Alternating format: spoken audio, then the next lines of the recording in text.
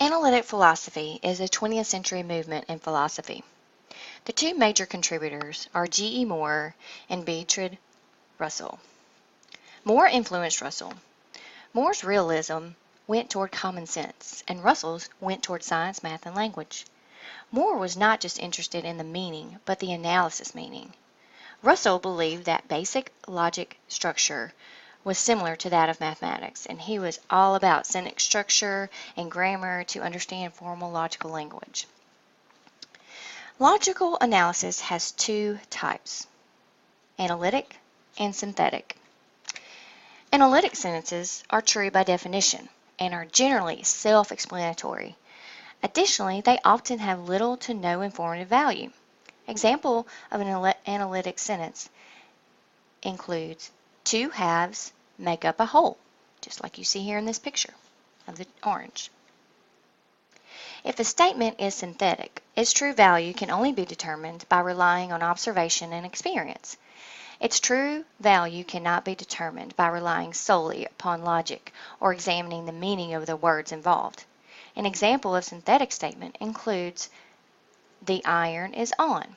As you see here, the picture of the iron, you actually have to go and check to see if it's on.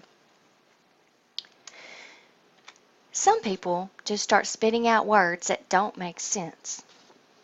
Analytic philosophers seek to clarify that and the language, concepts, and methods used in such fields as science, politics, and education. Some sentences are too vague, leaving out pieces of the puzzle for others to have to fill. This actually happens all the time with my 4-year-old. I try to understand what she's talking about, and I have to ask a ton of questions just to figure out what she's saying. Sometimes I feel like just pulling my hair out. I guess she gets it honestly, because I start talking and my husband has to ask what I am talking about, and I say, you know what I mean. Many people manipulate language, such as Hitler. Many people can be manipulated and influenced by advertisers and politicians, and the method is actually subtle, and you don't even realize it. Many people have a casual attitude towards the language they use, and this casualness leads to linguistic confusion and fuzzy thinking. In conclusion, Plato to the present points to the need to use language carefully and to avoid inconsistent thinking.